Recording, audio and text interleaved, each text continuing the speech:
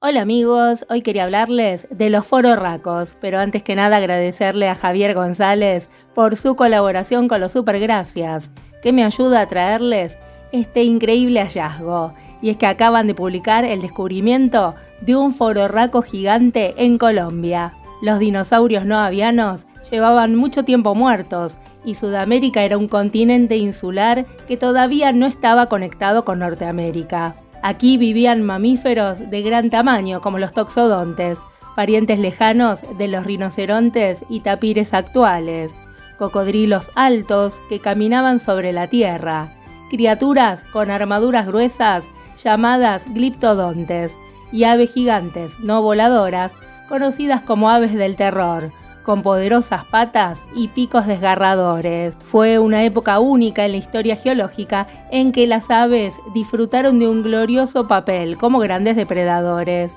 En los registros fósiles se han identificado unas 20 especies de aves del terror. Las más pequeñas llegaban a la rodilla, mientras que otras superaban los 3 metros de altura. Cazaban emboscando a sus presas, mientras que otras las perseguían hasta cansarlas. Se han encontrado fósiles de aves del terror en el cono sur de Sudamérica, sobre todo en Argentina, pero también en Florida y en Texas.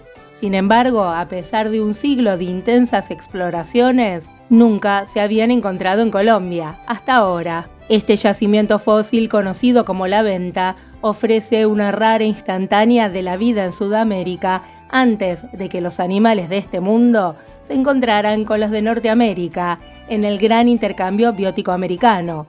Este tuvo lugar hace unos 3 millones de años, cuando los animales se comenzaron a desplazar en ambas direcciones a través del Istmo de Panamá, que terminaba de levantarse por completo. Las aves del terror resistieron varios millones de años más antes de extinguirse, probablemente superadas en la competencia por los recursos por los grandes félidos y los cánidos.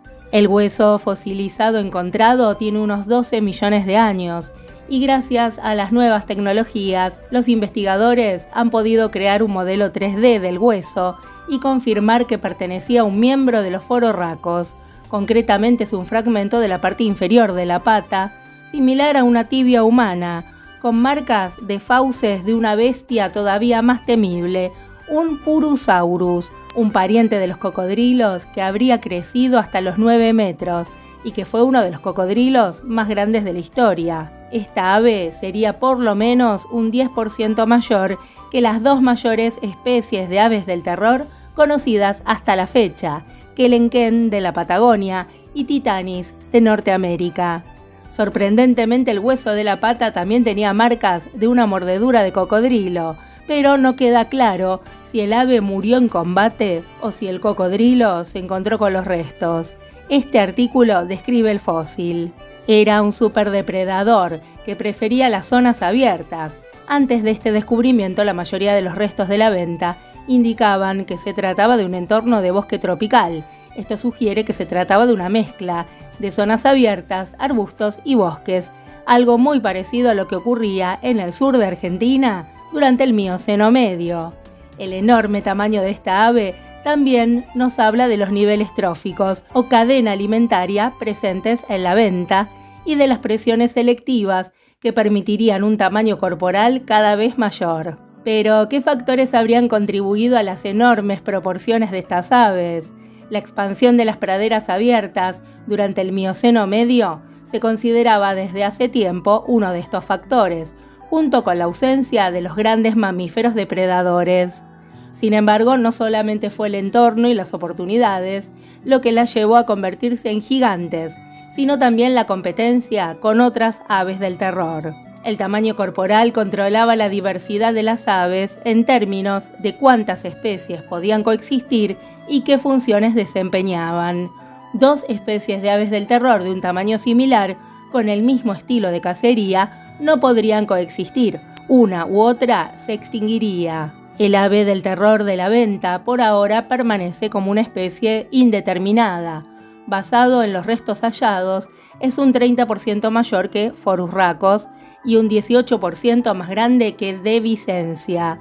No hay un material comparable de Kelenken y de Titanis. Sin embargo, Kelenken se ha estimado que es un 18% más grande y Titanis un 16% más grande que Forus racos. Esto sugiere que el ejemplar es más de un 10% más grande que Kelenken y que Titanis. Basado en los datos mencionados y el peso estimado de Forus racos en 120 kilogramos, el peso de este ejemplar sería de 156 kilos. Estas aves tenían cuerpos esbeltos y adaptaciones locomotoras para correr, con los mayores taxones completamente terrestres y los taxones más pequeños con ciertas habilidades de vuelo.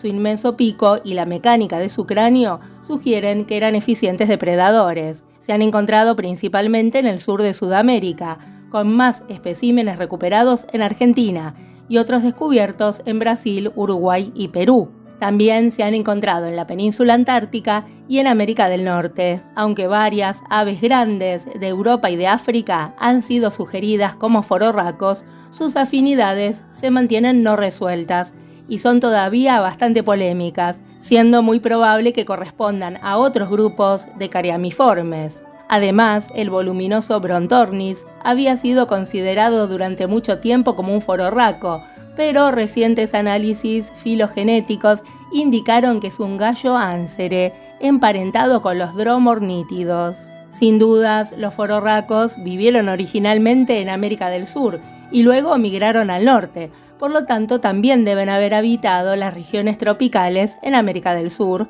antes de llegar a Texas o a la Florida, pero no hay fósiles en el norte de América del Sur que hayan sido recuperados.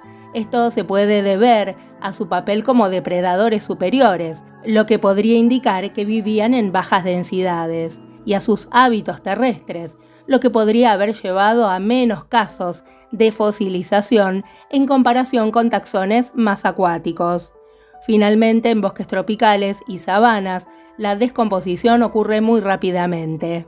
De hecho, en los depósitos de fósiles del Mioceno medio de la Venta, los depredadores terrestres, como los ebésidos y los esparasodontes, son extremadamente raros. Las aves del terror compartieron su nicho como depredadores terrestres con los grandes esparasodontes, como Anaclycistis, Licopsis y Duclesinus, y con uno o dos cocodriliformes ebésidos, sin olvidar a los grandes cocodriliformes acuáticos, como por ejemplo Purusaurus. Otras aves de la zona eran un ave parecida al Hoatzin, Hoatzinoides, un jacamar, un carau, un cicónido emparentado con el actual javirú y una aninga. Los fósiles de aves del terror son muy raros.